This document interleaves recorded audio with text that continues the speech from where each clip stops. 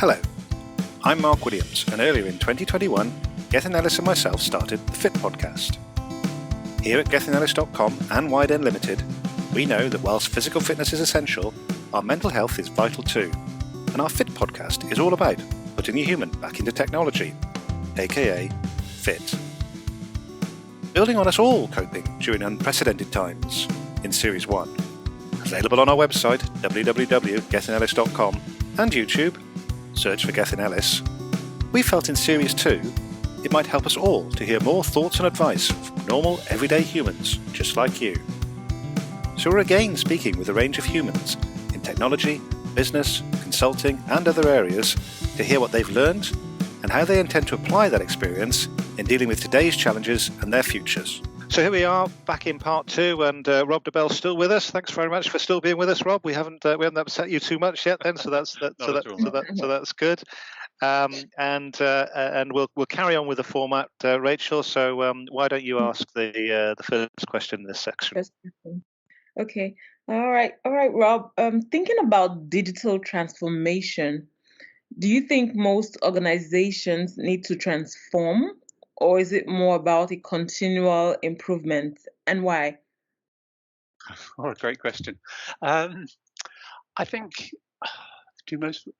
organisations do need to. Yeah, most organisations are needing to change. To make the most of where we are in terms of society wide and the fundamental difference that modern technology makes to organisations, to anybody trying to conduct any line of business. Obviously, we talk about non-profits primarily, but I think it applies, across everything, every organisation in that respect. There's no escaping the fact that organizations are competitive in whatever that field may be. I think actually we talked about this, Mark.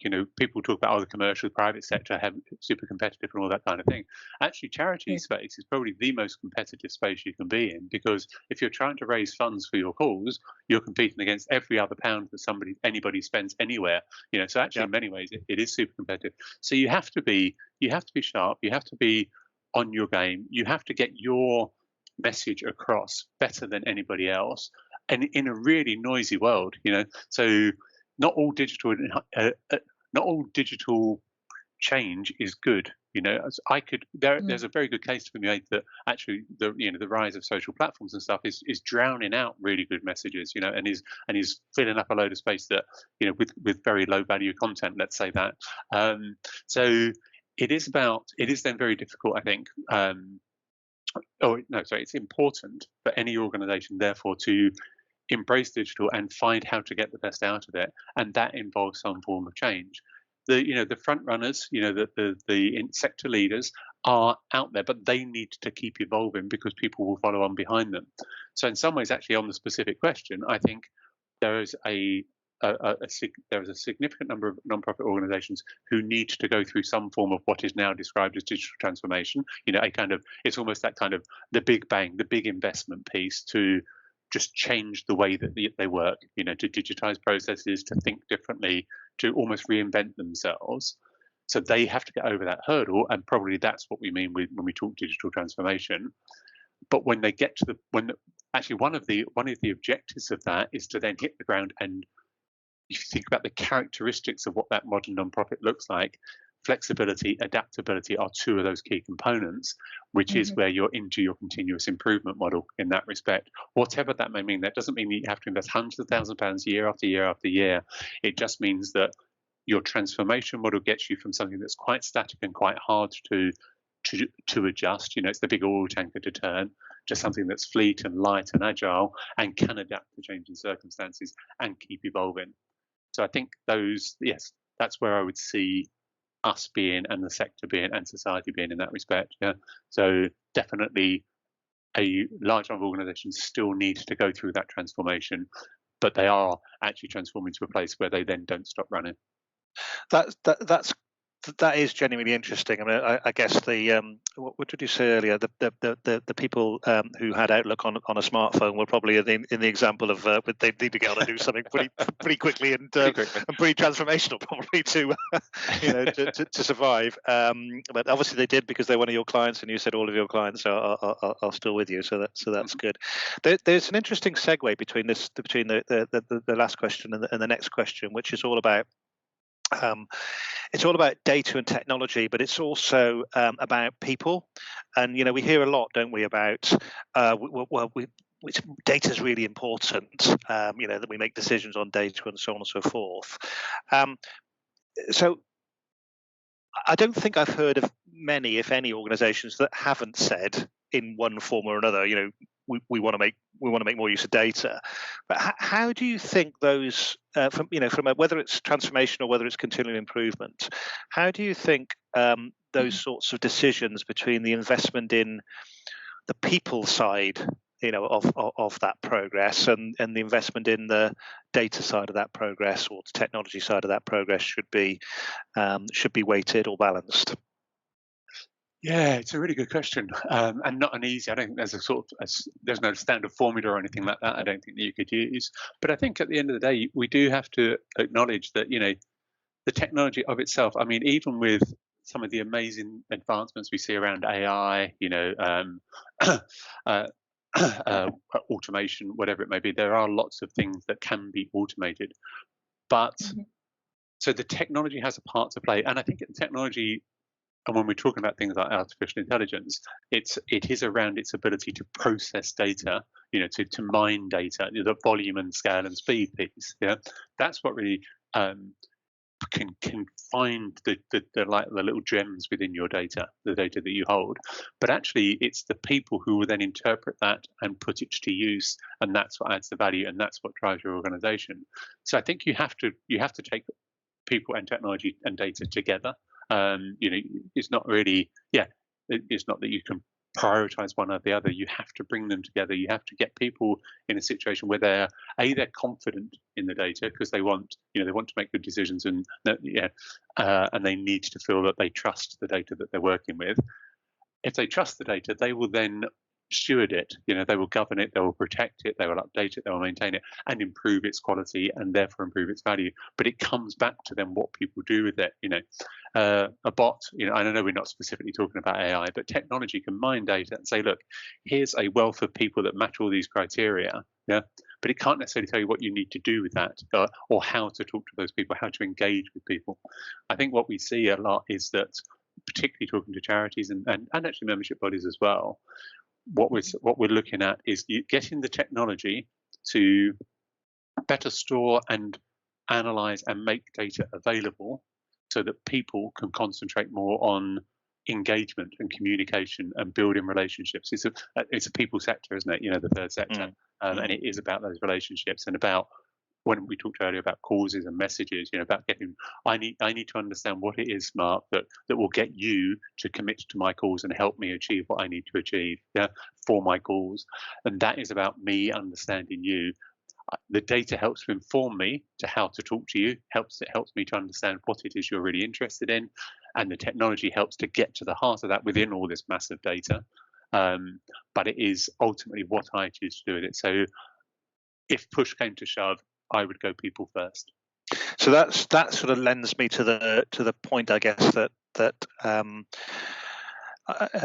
have a bit of a bugbear about when I'm engaging with clients, just generally, I suppose, around how much data do you actually need? So how much insight do you actually need? How much data? When is enough? All that kind of thing, because it's you get all the sort of paralysis by analysis type of stuff from years ago, to quote an old phrase. But I think what you're saying is it has to come to the people, doesn't it? Because the people have to go, fine, I really don't need any more data to make this decision. I know enough, thank you. Isn't that the point, that it's us, us human beings, that at the end of the day are the leading factor here? Absolutely. I think that summed it up really well. Like you say, the data is there to inform us, to give us some confidence, and then for us to take forward to to assess for ourselves how best to use that data. It gives us confidence for sure, but actually we are the ones who are going to act on it. Yeah.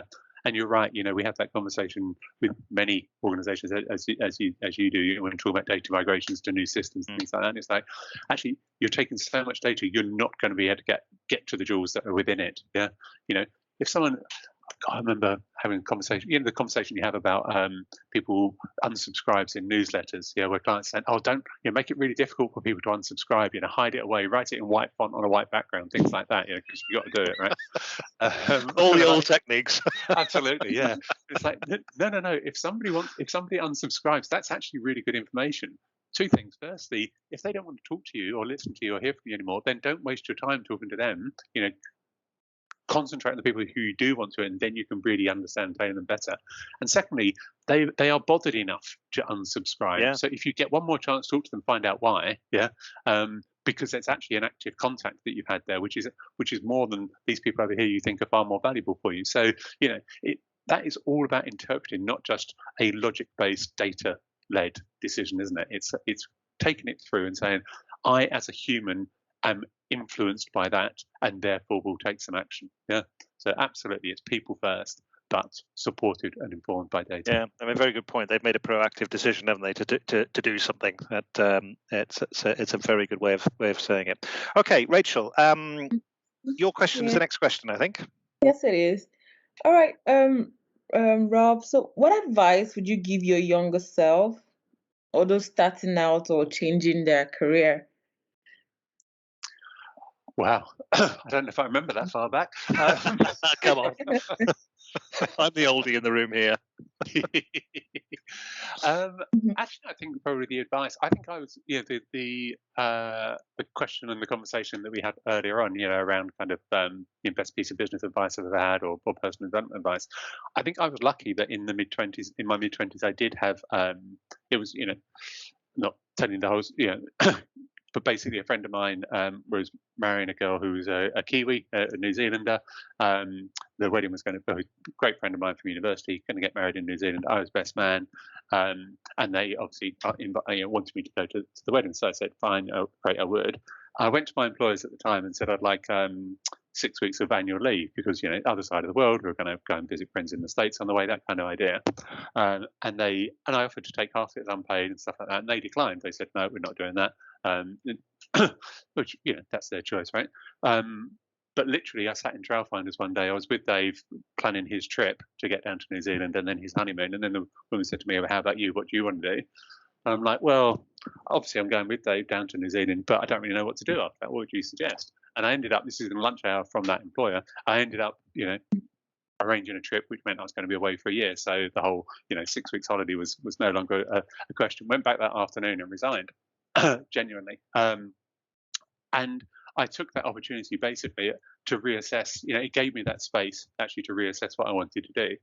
Came back, talked to my previous boss, as I said, she said, about do the thing you love. And I found I have enjoyed my career since then. There've been good parts and bad parts. Hopefully you learn from it all and all those things. But but overall, I'm quite happy with what I've managed to do with my working career to date. Still more to do, but I think that's okay. And I think having that year out really helped me. And whilst you don't necessarily need a year out if that doesn't work for you, because that's not a possibility for everybody, the point is don't rush. Don't rush, and don't think you have to know. When you're 25, you don't have to know all the answers. You don't have to have settled and decided exactly what you want to do. There's no reason why you can't at 32 think, actually, do you know what? I should teach this stuff, not do it, and transition and go to teaching or change your career. Don't get chased down a path when you're way too young. Go experiment, go try different things. Don't overcommit too early, and give yourself the freedom to make a better decision when you know a bit more.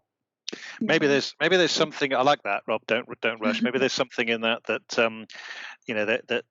there's a guidance where appropriate to some of your clients about when they're embarking on things, but we'll leave that to another time perhaps. So just to conclude then, how about a fun fact that you'd like to share with us that nobody else, maybe only one or two people, know about you? Wow. A fun fact. I don't know how. I was named after a hairdresser because when my mum. Well, Rob. And the basis for that was that when my mum was going into labour, she went off to the hospital. My dad dropped her at hospital and then went to work. He'd agreed that his mate was called Robert James and was a hairdresser and was decorating this salon that he got on Charing Cross Road. So my dad literally dropped my mum off, went over, spent the night painting and decorating and whatever, doing up this salon with his mate Robert James. Came back to the hospital. I'd been born. Mum said, "What are you going to call him?" He's like, "Well, got to be Robert James, isn't it?" Well, and there I was. I thought Vidal Sassoon was going to come out in the middle of that somewhere. You see, you had the advantage of being able to see me as we speak. Vidal Sassoon, it ain't. Oh, well, listen, that's a really, really lovely and fun way to end this. So I'd like to extend very much a warm thanks to Rob Dobell of Hart Square. Rob, thanks very much for coming on the show, and obviously thanks to Rachel as well for helping me out with this interview. No problem, guys. Thanks for having me. It's been a pleasure.